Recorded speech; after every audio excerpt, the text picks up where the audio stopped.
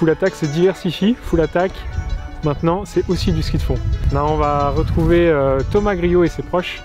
Donc Thomas Griot qui est athlète en cross-country pour le team Canyon Collective. Et du coup, on passe 2 jours chez lui pour voilà, faire quelques interviews qui nous racontent un petit peu son parcours en vélo. Donc portrait à retrouver sur Full Attack. Donc ça c'est la banderole des jets 2022. 2022, ouais. Je les avais mis au Trège aussi, la veille. Ah, tu les as mis au Trège? Un point du Trège. Il y en a, ils ne connaissaient même pas, ils ne savaient même pas que c'était le fils d'Ukrainien. Il a gagné une cette année, on va faire pareil. On va peindre un bâtiment par là. On va peindre un bâtiment, on va faire son portrait. Tu peux avoir des capacités physiques, mais le mental, c'est le petit truc en plus qui fait que. Et il l'a. Je me suis aperçue au fil du temps que, ouais, il l'avait. C'est quelque chose qui m'épatait. Je me souviens une fois, on était allé voir le tour dans le col de la Forclaz, tous les deux, en partant de Vieux-Gilles, la maison. Donc on avait pris la piste cyclable, et puis quand on est arrivé sur la route du Tour, en fait il y avait plein de spectateurs. Et on a commencé à monter les 2 premiers lacets, et Thomas il s'est emballé, c'est-à-dire que les gens lui criaient dessus, et moi j'étais derrière, et il est monté comme une balle, quoi. Et j'arrivais pas, et je lui criais dessus, je disais Thomas arrête-toi, arrête-toi, et ils lui couraient tous après avec les drapeaux, et donc il m'entendait pas, et plus il lui criait dessus, plus il accélérait. Donc ça c'était un bon souvenir. J'ai réussi à l'arrêter au bout de 2 virages, j'ai dit stop, on se met au bord, on arrête. Thomas, c'est quelqu'un de très réfléchi, très posé, carré dans sa manière d'être, dans sa manière de vivre. Il est très focus sur ses objectifs, à quelque niveau que ce soit, pas seulement sportif, aussi personnel. Ouais, très engagé dans tous ses projets. On dirait pas derrière sa barbe, on peut voir quelqu'un d'assez froid, d'assez fort. Et en fait, il est très doux et c'est une belle personne. Autant des fois il est très exigeant avec lui et avec les autres, donc vraiment une personnalité très forte. Mais je pense que c'est ça qui fait aussi qu'il soit à ce niveau aujourd'hui. Du coup, tu me connais, je m'appelle Thomas, j'ai 28 ans. Je fais du vélo depuis 2007, donc je sais pas, j'ai commencé à 13 ans. Avant je faisais du foot, j'ai fait un peu de boule lyonnaise, la pétanque. Et j'ai eu un contrat professionnel pour la première année en 2019, donc l'année de mes 25 ans. Du coup, finalement, c'est assez récent, même si ça fait longtemps que je fais du vélo. J'ai envie et je peux me dédier à mon sport pleinement depuis 2019. Ouais.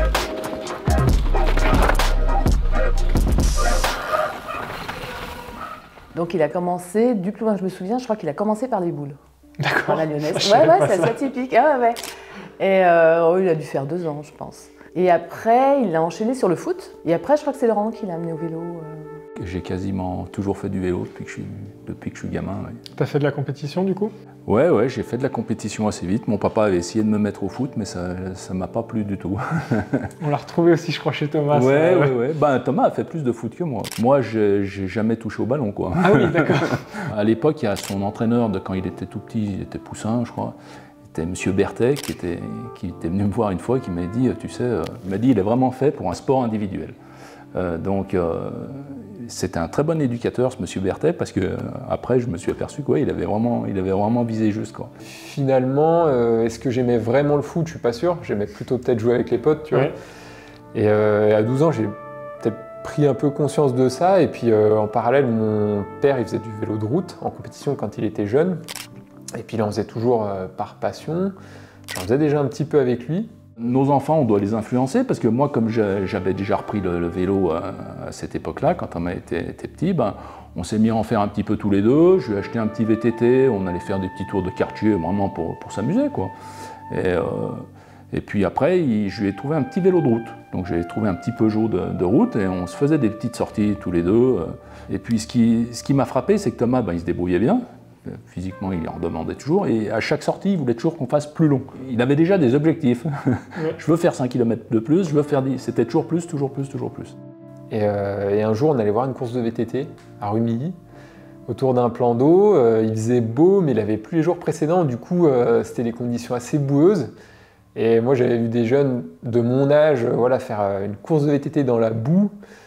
Et ça m'avait interpellé parce que c'était des conditions de merde.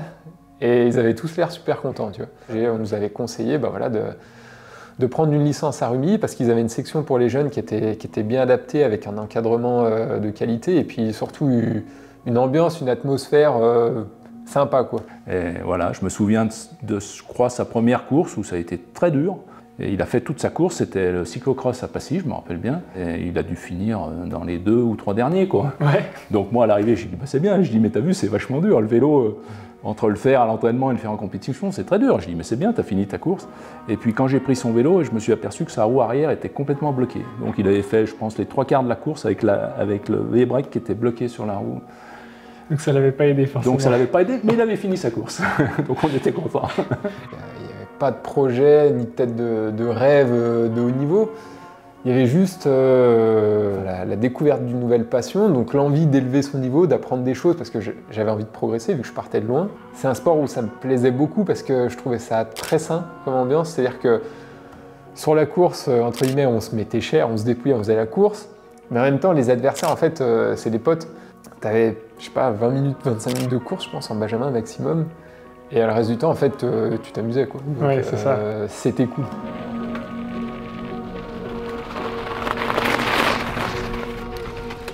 Mon père m'avait dit, bon, bah, ce serait sympa de faire une Coupe de France pour jauger ce que ça peut donner au niveau national, quoi. On va découvrir une Coupe de France, donc en l'occurrence, c'était Saint-Raphaël. Et ça a été une super expérience, motivante, et j'avais envie d'aller plus loin. Donc, suite à cette première Coupe de France où mon père a fait l'effort de m'emmener, et bah, du coup, après, j'ai bénéficié du support du comité Haute-Savoie et du coup, ça m'a permis de faire tout le calendrier. Et là, je suis rentré dans une démarche où je me suis dit, ouais, la perf, c'est-à-dire être devant, finalement, c'est du haut niveau déjà en Coupe de France, bah, ça m'attire. J'ai envie de me challenger et d'essayer d'aller le plus loin possible, quoi. Quand il a commencé le vélo, etc., c'était une suite que tu imaginais ou c'est quand même un peu inattendu? Alors, je ne m'attendais pas forcément, parce que comme j'avais l'impression que lui non plus n'y croyait pas. C'est quelque chose il fallait qu'il passe des caps. En fait, Thomas, il fallait à chaque fois qu'il passe une étape. Il n'a pas eu un parcours hyper facile. Thomas, ça a été un petit peu scabreux, mais je pense qu'au fond de lui, il y a toujours cru quand même. Et il a surtout toujours aimé ça. Je crois qu'il aime encore beaucoup ce qu'il fait aujourd'hui. Et puis en fait, les choses, bah, petit à petit, elles se sont enchaînées comme ça, jusqu'à junior. Et puis junior, j'ai envie de dire, ça devient toujours un peu plus sérieux. Où là, à l'époque, nous, c'était pas des junior series, mais c'était les Coupes du Monde en junior. Et encore une fois, bah, voilà, en parallèle, j'ai fait des choix dans mes études qui m'ont permis de dégager du temps pour m'entraîner et continuer sur ce système de Coupe du Monde, où j'étais pas forcément performant, mais en tout cas, ça m'attirait parce que ça me sortait de ma zone de confort. Et du coup, ça s'est enchaîné comme ça, j'ai envie de dire, jusqu'en 2016, ma dernière année espoir, où donc là, après, j'ai pris les choses différemment. 2017, ma première année en élite. Je me suis dit, bah, je me fais plaisir, mais dans le cross-country olympique à haut niveau, c'est probablement ma dernière saison parce que je ne suis pas professionnel. Mais je vais essayer de faire l'intégralité du circuit de Coupe du Monde pour la première fois de ma vie, avec les moyens que j'ai. Et voilà, donc cette saison 2017, elle se passe pas trop mal. À la fin de l'année, j'ai des bonnes perfs. Finalement, il y a peut-être une chance qu'un jour, je puisse avoir un contrat et être payé pour ça et faire que ça, quoi. Donc 2018, je me dis, bon allez, encore une dernière année. Si je comprends bien, l'année ou jamais, tu as tout donné. Les déplacements à l'international, tu les faisais souvent tout seul, tu n'avais pas forcément tout un staff autour de toi. Enfin, j'imagine que c'est quand même un coût énergétique, psychologique aussi qui rentre en compte. Et puis après, il fallait que tu gagnes ta vie quand même à côté. Donc comment tu gérais ça? C'est clair, bah déjà je travaillais. C'est-à-dire que mon employeur à l'époque m'a proposé le télétravail. De 2015 jusqu'à fin 2021, donc finalement assez récemment, j'avais la liberté d'agencer mon temps de travail comme je voulais. Donc si je voulais m'entraîner le matin, en gros, j'allais m'entraîner le matin et je bossais l'après-midi. Et du coup, dans ces années-là, 2017-2018, qui étaient un peu charnières, déjà je gagnais ma vie comme ça. Donc je gérais tout, les réservations, les inscriptions, mon déplacement. J'essayais de toujours trouver quelqu'un sur place sur la Coupe du Monde, le temps de, pendant 1h30, quelqu'un qui puisse me donner les bidons en fait, tout simplement. Et voilà, donc ouais, j'y laissais de l'énergie, c'est clair, par rapport à aujourd'hui. J'étais au départ de la course, j'étais fatigué. Aujourd'hui, avec ma vision d'aujourd'hui, j'étais pas du tout dans des conditions optimales pour faire une perf. Mais ma vision de l'époque, je croyais quand même en mes chances au départ. Je me dis, il faut que je me batte pour un top 30, c'est dans mes cordes. Et là, je suis au départ d'une Coupe du Monde et je pense que j'ai les moyens de le faire. Voilà, après c'était comme ça, et puis j'étais épanoui quand même, je passais la ligne, t'es fracasse parce que la course c'est quand même dur, Mais en même temps, tu es super content, tu dis putain, voilà, j'ai vécu la course à fond, il y a eu de l'adrénaline, de l'adversité, c'est top quoi.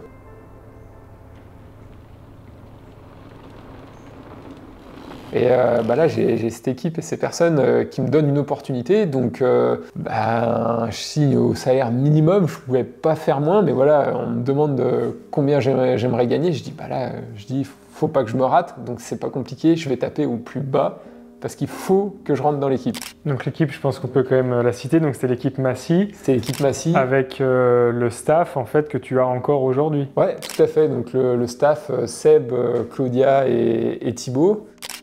Je suis accompagné pour performer le jour de la course, quoi. C'est-à-dire qu'au départ, cette fois, je suis plus fatigué, je suis à 100% de mes capacités du jour pour faire une course pleine, quoi. Là, c'est la première année déjà en élite où je rentre en top 20. Et aussi, c'est la première année où j'intègre l'équipe de France, du coup. Voilà, donc tes premiers mondiaux, du coup. Donc, ni en junior, ni en espoir, tu n'avais jamais participé aux mondiaux. Et là, c'était donc tes premiers mondiaux en élite qui étaient au Mont-Sainte-Anne, c'est ça? Au Mont-Sainte-Anne, au Canada. Le samedi, jour de course, ça y est, c'est le moment de départ, je suis chaud comme la braise, il y a de l'envie, et puis je suis curieux de savoir ce qui va se passer durant mon premier championnat du monde. Puis finalement, ça se passe assez vite. Je fais, je pense, maximum 30 mètres avant de casser la chaîne. Et puis finalement, là, c'est un monde qui s'effondre. Je regarde le peloton partir, en plus en VTT, ça part à bloc, du coup, en 2 secondes, il n'y a plus personne, quoi.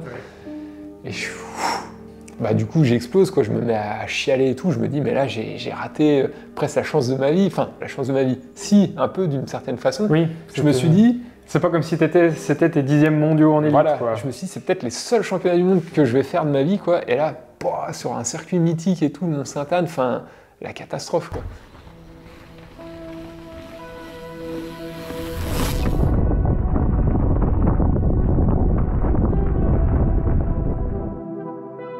Tu disais qu'en 2018, tu t'étais cassé la clavicule, ça t'a mis à l'arrêt.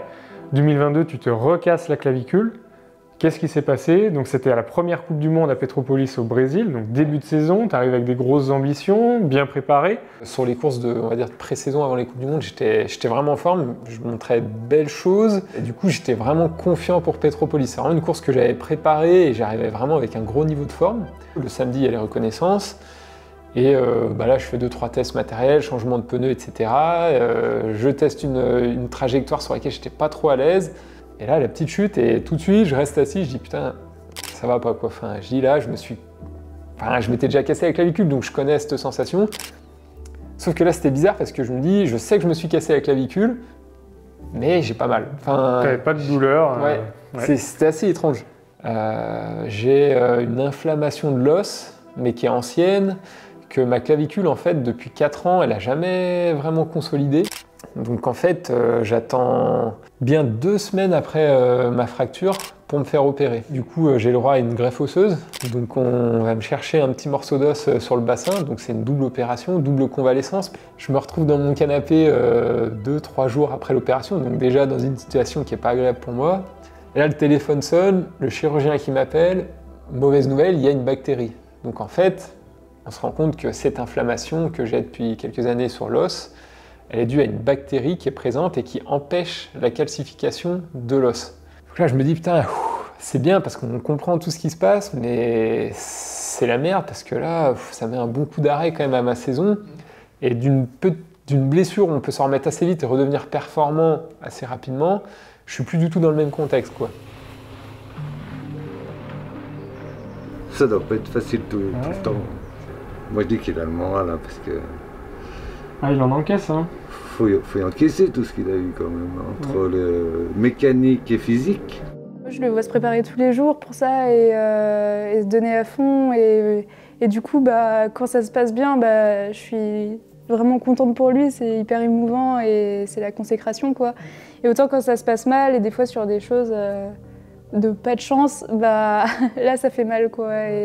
Voilà, il a des coups durs, mais on le voit, en tout cas nous, on le voit jamais s'énerver ou vraiment s'effondrer entre guillemets. Il garde une certaine neutralité, stabilité face à ça. Franchement, ouais, il a un gros mental, ouais.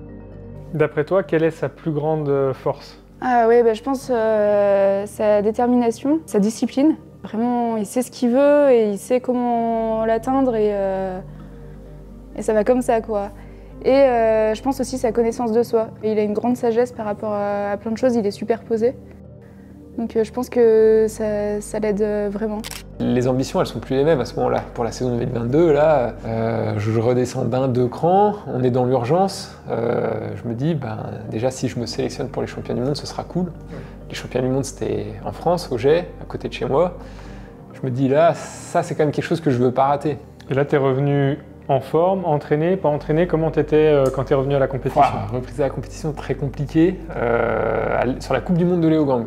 Et le XCO, la descente aux enfers, je fais ma pire place en Coupe du Monde de toute ma vie. Je me suis entraîné, mais je suis très loin du niveau où je vais être, et ça va être compliqué. Puis finalement, je sens qu'à l'entraînement, au bout de 10 jours, ça revient bien. Je commence à retrouver des sensations et puis certains standards au niveau des watts, etc., qui me disent que là, je peux commencer à y recroire. Là, ce championnat de France, c'est un tournant. Je me dis, là, c'est bon, j'ai le niveau et puis j'ai une grosse envie. Donc, je fais le XCC, qui n'est pas mon effort, ça se passe assez bien. Je fais vice-champion de France. Tout le monde n'était pas au départ, mais en tout cas, ça m'a bien mis en route pour le week-end. Et là, dimanche, le XCO, je fais les efforts, je me pose pas de questions, je bouche les trous dès que je peux les boucher, et puis petit à petit, je remonte, et à la mi-course, je rentre sur le groupe de tête, quoi. Donc là, vous êtes 3 à jouer les 3 premières places et le titre. Voilà. Après toutes ces déconvenues, ce retour à la compétition hyper compliqué, tu viens prendre la médaille de bronze des championnats de France, ce qui est vraiment pas rien, qui plus est à quelques secondes de la victoire. Donc tu reviens, à cette période-là, tu es en forme, donc ce qui laisse présager quand même de bonnes choses pour la suite de la saison. Et la suite de la saison, on te voit souvent sur les Coupes du Monde, dans les 10, dans les 15, mais tu concrétises rarement. Qu'est-ce qui s'est passé? Qu'est-ce qui a encore merdouillé à ce moment-là? Là, je me suis heurté au matériel, on va dire. Alors, au matériel, je dis pas que c'est la faute du matériel, mais du coup, on arrive sur les Coupes du Monde, Lance the Ride, je pars loin. À 2 tours de l'arrivée, je rentre dans les 10 et puis ça ne me suffit pas. C'est-à-dire qu'au lieu de sécuriser une place dans les 10, marquer des points, etc., je suis toujours en mode j'attaque, je crève. Bon, je ferai pas top 10, je ferai 27e, je crois. Le week-end d'après, on arrive en Andorre, pareil, je remonte dans le top 10 à un tour de l'arrivée. Petite chute anodine, je plie ma patte de dérailleur. Le dernier tour, je le fais avec des vitesses qui sautent, donc je regarde les coureurs me doubler. On va aux États-Unis pour faire la tournée nord-américaine. On commence par les États-Unis, rebelote. Je tombe, je casse mon frein arrière. C'est pas bon pour moi. Est-ce que je vais arriver à me faire plaisir cette année, et à me rassurer? Je peux pas continuer tout simplement de vivre comme ça, tu vois, dans un équilibre de vie et tout. Je me dis, là en ce moment, je suis clairement pas épanoui, quoi. Et tu vois, donc là, on arrive au Canada. Je pense pas à ma course. Le samedi, je fais l'ERCO, mais j'ai zéro stratégie, je pense à rien, je me fais plaisir. Finalement, je fais une course sans erreur et je fais 8e. Donc ce coup-là, tu concrétises enfin. Je fais un top 10, donc à l'arrivée, putain, je suis soulagé. Je crois que l'équipe, ils sont contents et soulagés pour moi aussi. Tu vois, ils se disent, putain, enfin, Griot, il a arrêté de faire des conneries et il est là où il peut être, quoi. Donc c'est cool. Donc là, le but maintenant, c'est de se reposer parce que les championnats du monde, j'y vais pas pour faire de la figuration, hein. Je suis encore un peu en mode urgence, mais je me dis, de toute façon, c'est chez moi, je connais les jets. Il faut que je me mette dans ce contexte-là. Et du coup, arrive la course le dimanche et finalement, on a bien bossé avec tout le monde et je sors une course correcte. Je fais 17, à l'entame du dernier tour, je me bats dans un groupe pour la 12e place, je fais 17, c'est un top 20 au championnat du monde. C'est bien, c'est loin de mes espérances en début de saison, mais c'est pas mal. Pendant la course, mais je me suis fait mal et violence, je me suis battu contre moi-même. Donc en fait, au vu du contexte, c'est une super perf, quoi. Et puis j'ai vécu un championnat du monde extraordinaire. À côté de ça, on est à la maison, on est en France, moi je suis chez moi, il y a la famille, les amis, il y a un monde de fous au bord du circuit. Le maillot de l'équipe de France, du coup, tout le monde nous encourage comme des dingues. Enfin, c'est un super moment de vélo, quoi. Là, je kiffe, c'est un souvenir pour la vie. Allez Thomas, allez! Déjà de se dire que son frère, il court pour une équipe nationale, c'est quand même pas rien. De se dire qu'il a travaillé pour ça et qu'il y est arrivé. Et de pouvoir le voir en plus juste à côté de chez nous, c'est vraiment super. Enfin, franchement, on était en famille, entre amis, donc on s'est tous déplacés. On a passé un super moment, on a pu le voir au plus haut niveau. C'est quand même, c'est super, quoi. C'était déjà super cool qu'il puisse y être. Hein, parce qu'il faut quand même se qualifier. Parce qu'il faut se qualifier, il ne faut pas oublier. Surtout qu'en France, voilà, le niveau est quand même plutôt relevé. Tout à fait, et puis il a quand même eu 2-3 pépins avant avec des blessures, donc c'était pas gagné d'avance. Donc nous, en fait, on était déjà contents qu'il soit au jet sur la ligne de départ. Pour nous, c'était déjà un super truc, quoi. C'était un super moment. Lui, au jet, quand je lui ai dit, mais Thomas, tu te rends pas compte de ce que tu as fait, et tout de suite, il a pas, toi, il était dans le truc. J'ai dit comme ça avant de partir, j'ai dit, tu verras demain, après-demain, tu verras, tu vas y repenser. Mais bon, ce qu'il a fait déjà, c'est beau avec tout ce qu'il a eu de son compte. Ouais, c'est clair. C'est juste qu'il m'a épaté dans le sens où moi, Thomas, quand il était petit, je me suis dit, il va finir geek. D'accord. Ah oui, parce qu'il n'était pas très sociable. Comme il n'allait pas vers les autres, il était très introverti. Il n'était pas encore dans le sport. Je te parle de ça, 13 ans, enfin, tout petit enfant. Et dès qu'il se faisait mal, il pleurait. Enfin, je veux dire, il avait une goutte de sang, il croyait qu'il allait mourir. Donc pour moi, j'aurais pas imaginé. On m'aurait dit à l'époque, il va faire du sport à haut niveau, il va être professionnel. Dans le vélo en plus, bah non, laisse tomber. Donc toi, rien que ça, je me dis, en fait, l'évolution qu'il a eue. Ouais. Il faut que les jeunes, il faut qu'ils se fassent plaisir en sport. Je me dis que le moteur essentiel, c'est quand même ça. Il faut que ça soit un plaisir quand ils sont petits, quand ils sont un peu plus âgés, et puis quand ils sont pros à ce niveau-là, c'est quand même vachement important qu'il y ait du plaisir. Quand on est parent, faut encourager un peu, il faut être derrière, il faut soutenir en fait, mais il faut aussi rester à sa place. C'est-à-dire qu'il y a un moment, Thomas, quand il est arrivé à un certain niveau, faut laisser faire les gens qui savent faire, les entraîneurs, les team managers, ces gens-là. Même si on a fait un peu de sport, il faut savoir rester à sa place de parent. C'est pas toujours évident pour tout le monde, je pense. Oui. Moi, je pense que j'ai tenu ma place de ce côté-là. Ouais, je pense. Correctement. J'ai eu ce souci-là. Donc voilà. Qu'est-ce qu'on peut souhaiter pour 2023? C'est que les planètes s'alignent et que tu arrives à enfin tout concorder pour t'exprimer pleinement, quoi. Ouais, c'est clair. Pour 2023, voilà, moi je vais faire les choses comme je sais les faire avec les gens avec qui je travaille. C'est bosser, m'entraîner, faire les choses comme il faut, réfléchir. J'ai tiré les enseignements de tout ce qui s'est passé en 2022. Je parle pas de la blessure, mais plutôt de tous ces problèmes mécaniques que j'ai eus. Après, j'avais plus de stratégie, donc c'était plus pareil non plus. Et 2023, ouais, j'espère pouvoir m'exprimer pleinement et puis vivre des bons moments avec mon équipe, quoi, parce qu'on fait beaucoup de déplacements avec une équipe, donc beaucoup de personnes avec qui on aime passer du temps. Et on a la même passion, la course, etc. Donc c'est voilà, passer juste des bons moments, des bons week-ends de course, avoir de la satisfaction et puis essayer d'aller toujours un peu plus loin. Et puis voilà, quoi. En 2023, s'il en gagnait, il a dit qu'il arrêtait. C'est vrai, il a dit ça. Un jour, il me dit, si j'en gagne une, j'arrête. Je lui ai dit, non, si t'en gagnes une, tu vas en gagner des autres, alors. Un jour, il m'a dit ça, ça m'étonnerait. Moi, c'est ça que je veux voir. Moi, je veux attendre, c'est de voir ça un jour. Qu'ils soient là avec les 4-5 meilleurs, et puis que ça lui en reste comme toutes les remontées qu'il a faites depuis des années. Moi, je voudrais bien voir ça. Et là, je pense que ça va nous faire. Si ça arrive,